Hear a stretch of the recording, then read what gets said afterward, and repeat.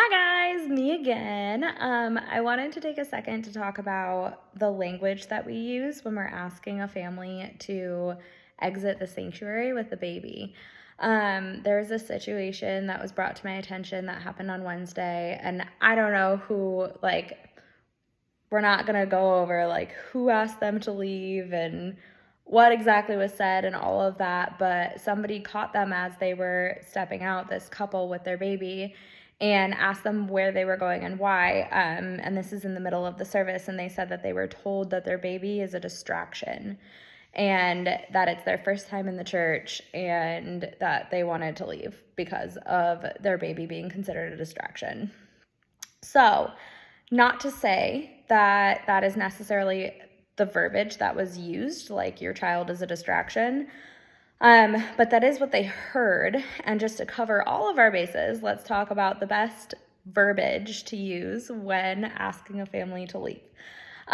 So my favorite thing to say to a family is, your kiddo is very expressive, and that's really cute and definitely encouraged at this age. But because of the expressive nature of little babies, we've created a space for you in the family room where your kiddo can be as loud and expressive as they want to be, but you can stay engaged with the service. There's a live feed of what's going on in here, in there, so you can watch while your kiddo can be as loud as they want, and it'll be more comfortable for you there.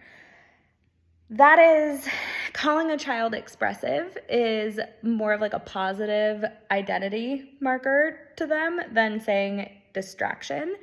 And what it is really coming down to is how are we saying that we see these children?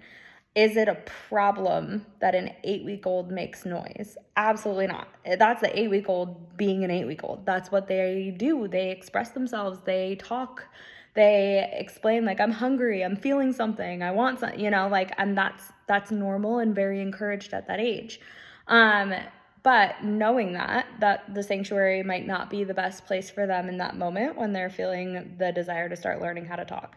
And express themselves, So the way that we approach it is to use language saying there's nothing wrong with what your child is doing. Your child is expected to act this way. And because of that, we've created a better space for you to be in at this moment. And then definitely walking them to the family room. This is not something that we always have the opportunity to do, but want to try to do always, even if it's someone honestly.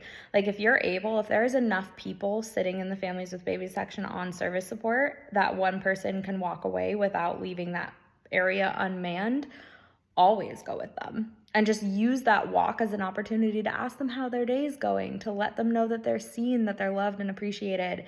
If there was a moment of them seeming a little annoyed, that's your second to flip this around and show them you love them and you care for them and you bring the heart of Jesus Christ to that moment. And sometimes even just address the topic. I've looked at a mom who was clearly uncomfortable as I'm walking out with her and said oh, this is so hard sometimes because they're so cute and they're doing exactly what they're supposed to do as babies, but it can just get to be a little distracting in the service, can it? And then that, just watching that crack open her demeanor, and she's oh, I know, he's really chatty in the morning, or and then showing your interest and your appreciation for them and for their baby, especially because they're mama bears and they want you to acknowledge and appreciate their child. That can go such a long way. So definitely try not to miss the opportunity to walk with them and get to know them and find out what their name is. And you never know what the smallest kindness in that situation will unlock, where suddenly you go from being the person kicking them out to the one person that actually asked them how they're doing that day. And the one person that's actually seeing this tired couple that has an 8-week-old and asking them how it's going and getting, you never know, a chance to sit down and pray with them or to counsel them or to love on them in a way that they really need in that moment. It can be a beautiful opportunity for ministry. and to make people feel seen and heard in a positive way rather than a negative way.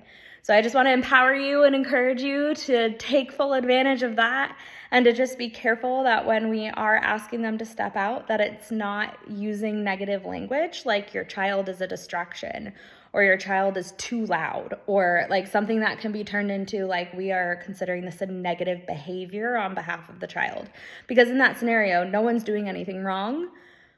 It's just become a situation where we need to rearrange where everyone is and how that's going to go, just to prevent a negative scenario where other people aren't able to engage in the service. So yeah. All right. If you have any questions, reach out to me. And I love you guys, and you're awesome, and keep doing incredible work in the kingdom of God.